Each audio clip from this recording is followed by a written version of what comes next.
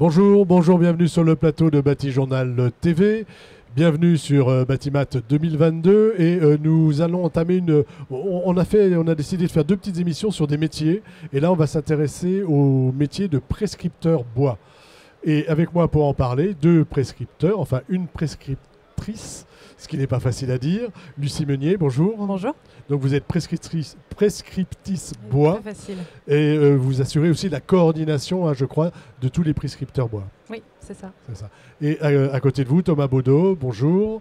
Bonjour. Vous êtes prescripteur bois, région Hauts-de-France. C'est ça, pour la région de France. Voilà. On a deux bureaux à Lille et à Amiens, voilà, pour couvrir toute la région. Pour couvrir toute la région. Combien de prescripteurs bois dans la région Hauts-de-France? Dans les Hauts-de-France, on est deux. Voilà. Et au total Au total, alors en Ile-de-France, que moi je suis aussi côté Ile-de-France, on est 2. Et au total, on est 29 sur l'ensemble du territoire.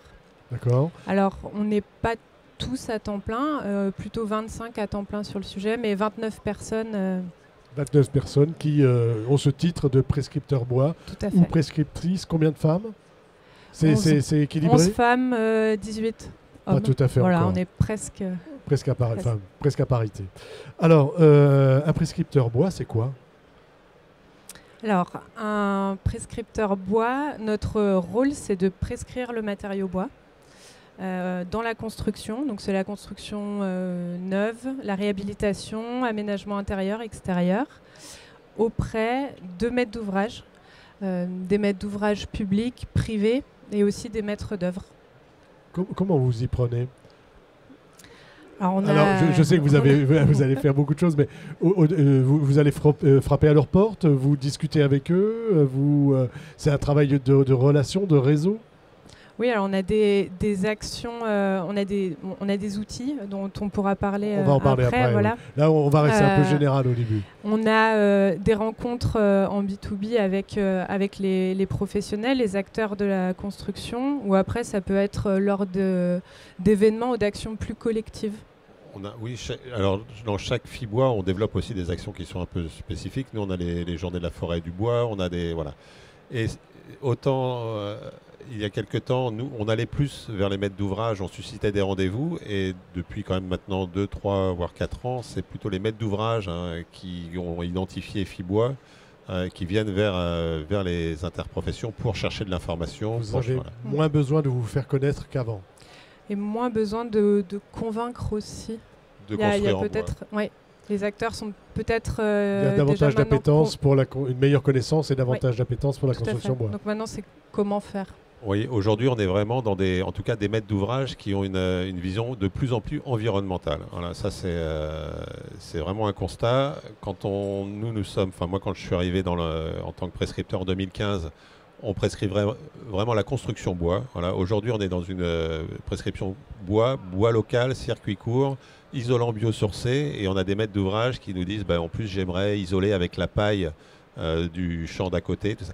Mais c'est vrai que l'utilisation de circuits courts et d'isolants de proximité, ça demande d'autant plus d'expertise parce qu'il faut avoir une mise en œuvre qui soit parfaite. Donc notre mission aussi, c'est d'informer les maîtres d'ouvrage sur les techniques, mais aussi sur les professionnels qui sont formés et quelque part faire que le chantier se passe bien, quoi. Voilà. On va y revenir. Juste avant, c'est quoi la formation? C'est quoi votre formation? Moi, je suis passée par un DUT génie civil et puis un master en construction bois. Après, les formations sont assez variables. Il y a des architectes, des ingénieurs qui viennent de l'ENSTIB et puis de l'ESB. Et puis d'autres... Puis des charpentiers. Enfin, aujourd'hui, il y a un charpentier qui travaille avec nous. Moi, je viens du bâtiment, donc j'accompagnais des chantiers, plutôt des gros chantiers. Voilà. Et tout doucement, j'ai fait de plus en plus de bois. Voilà, donc les formations des profils assez variés, oui. Plutôt ingénieurs quand même, mais on a des architectes, des gens qui viennent du chantier et vous-même, génie civil. Oui. Voilà. On a vu un peu ce que c'était qu'un prescripteur, enfin, votre formation, le métier. Maintenant, je voudrais que vous rentrez plus dans le dur, dans vos missions. Donc, on a compris que votre mission première, c'est de prescrire le bois, c'est de faire connaître le bois. Comment vous y prenez? Quelles actions vous mettez en place pour ça? Alors, on a On parle d'actions collectives peut-être. Alors ça peut être des actions que vous menez au plan régional et puis et au plan national, si vous voulez. On va commencer par vos deux régions puisque vous êtes là les deux. Qu'est-ce qu'on fait en Île-de-France ? Qu'est-ce qu'on fait en Île-de-France ? Alors on a des actions communes aussi. Avec les Hauts-de-France, vous n'êtes pas loin. On n'est pas loin. Il y a quand même, la base, c'est d'expliquer, de promouvoir donc les visites de chantier. Les visites de chantier, c'est commun, c'est national, ouais. Voilà, c'est quand même un point d'entrée dans lequel on a des bâtiments remarquables, on prend contact avec les architectes qui sont déjà convaincus parce qu'ils ont fait des bâtiments bois et donc on communique sur ces projets-là pour amener des maîtres d'ouvrage à les visiter, d'autres architectes, des charpentiers, voilà. Et après, on est aussi en contact, nous, avec les professionnels qui sont sur notre secteur, donc ça peut être des charpentiers, des menuisiers, mais aussi sur l'amont, pour travailler sur des problématiques qui leur sont propres. Ça peut des fois, on peut détecter des besoins qui peuvent être des besoins financiers, des besoins d'investissement. Donc, dans les FIBOA régionaux, il y a des personnes qui s'occupent spécifiquement, donc on les oriente vers ces personnes-là.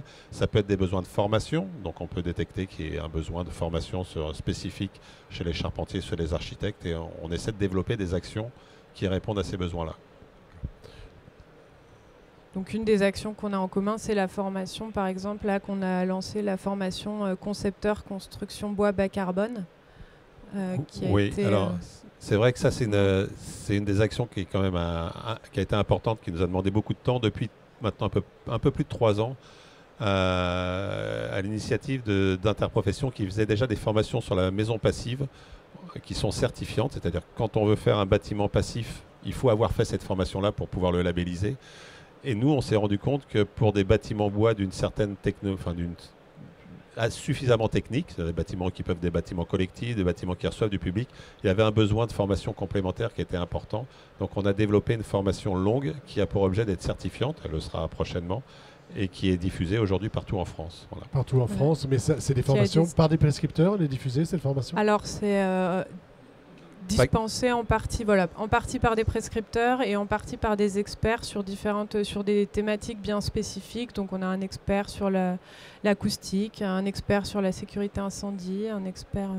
Voilà, et ça, ces formations, c'est partout en France. C'est dans certaines régions. Dans certaines régions. Tout à fait. Et c'est une formation de 15 jours à destination des professionnels maîtres d'œuvre, maîtres d'ouvrage, assistants à maîtrise d'ouvrage, voilà, et en entreprise aussi.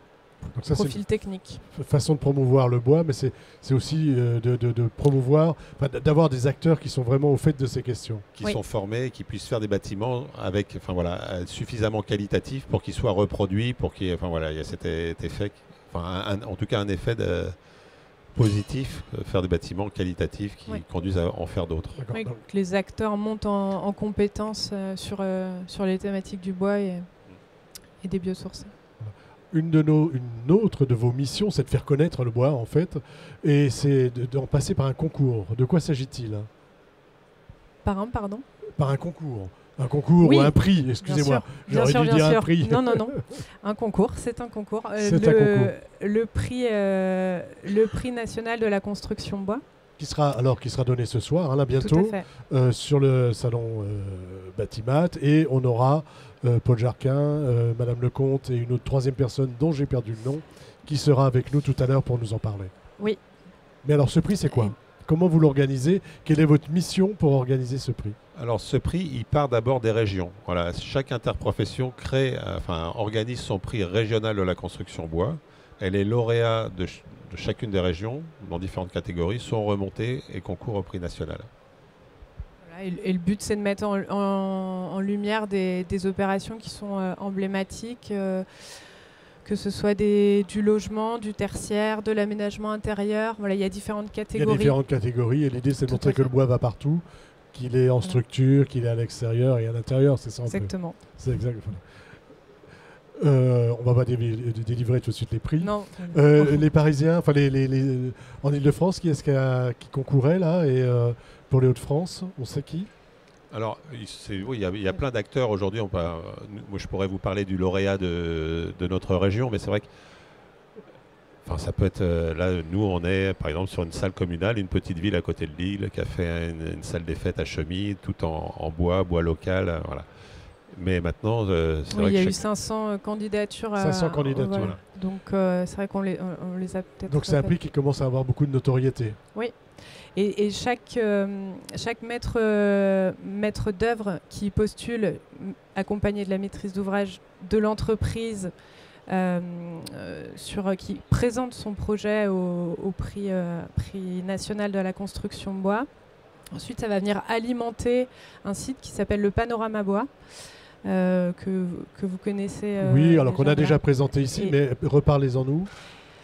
C'est donc un site qui permet de référencer des opérations en construction bois, et il y a plus de 5000 opérations qui sont référencées, et on peut chercher, on peut connaître les acteurs de l'opération, on peut avoir des données techniques sur l'opération.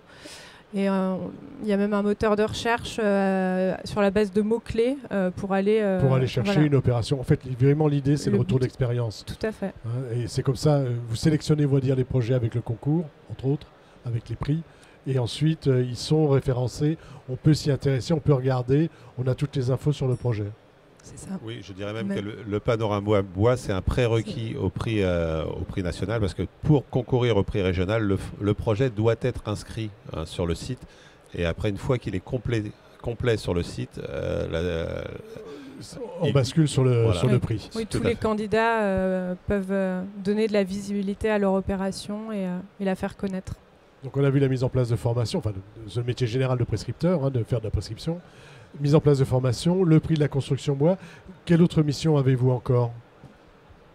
Alors après, dans chacune des régions, on a des missions qui peuvent différer un petit peu. Par exemple, dans les Hauts-de-France, nous, on est beaucoup sur l'utilisation du bois d'essence régionale dans la construction, parce qu'on est aussi financé en partie par le Conseil régional, par l'ADEME, par différents financeurs, avec des missions d'économie circulaire, de maintien de l'emploi. Donc ça, c'est des missions qui nous sont propres en région Hauts-de-France, c'est-à-dire qu'on travaille beaucoup avec les scieurs, à la production de bois de structure, pour essayer d'utiliser dans nos projets de construction des bois qui sont le plus possible en circuit court. Voilà. Et après, on a d'autres missions qui sont liées plus à l'information, à la mise en relation de tous les acteurs. Vous travaillez aussi sur ces questions de bois local en Ile-de-France, parce qu'on a quelques belles forêts ? Oui. On a pour projet d'avancer sur le sujet. On va s'inspirer, voir avec les Hauts-de-France comment avancer. Mais c'est vrai qu'il y a d'autres régions sur le sujet. En PACA, c'est le cèdre. Il y a le PACA, il y a la région Grand Est, il y a la Bretagne. Enfin, c'est un sujet le Val-de-Loire, qui intéresse un peu toutes les régions. C'est pas propre à nos régions à nous. Mais par contre, on n'est pas du tout dans chaque région a son contexte propre. Vous ne serez pas la même chose dans les Vosges, dans le sud de la France, ou dans les Hauts-de-France, ou en Ile-de-France. Nous, on est toute petite région forestière. Les Hauts-de-France, on a peu de bois, peu de forêts et peu d'unités de transformation. Donc, par rapport au Grand Est, par exemple, notre problématique, elle est aussi complètement différente, et on est aussi là pour se l'approprier et travailler chacun sur nos actions. Une autre action, peut-être. Est-ce que vous avez des actions avec les citoyens ? Est-ce que, on a vu que vous faisiez de la prescription auprès des acteurs de la construction bois, mais est-ce que vous vous intéressez aux citoyens ? Alors, il y a des actions qui sont menées auprès des citoyens, mais c'est peut-être pas forcément les prescripteurs. Les prescripteurs interviennent, mais c'est vraiment dans les missions des FIBois et des différentes interprofessions et dans chaque région. Il y a le festival Nuit des Forêts qui est une action auprès du grand public.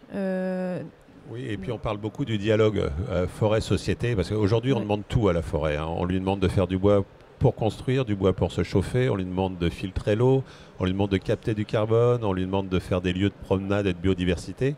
Et donc ça, c'est un sujet qui est hyper complexe, et on se rend compte que si tout le monde aime le bois, tout le monde n'est pas forcément d'accord sur la façon dont on va le chercher. Dont on va le chercher. Voilà, et le gérer. Tout le monde a un avis un peu dessus. Tout à fait. Et nous, on est aussi là pour essayer de synthétiser, de faire se parler les différents secteurs d'activité, pour justement faciliter le dialogue et expliquer comment on voit les choses.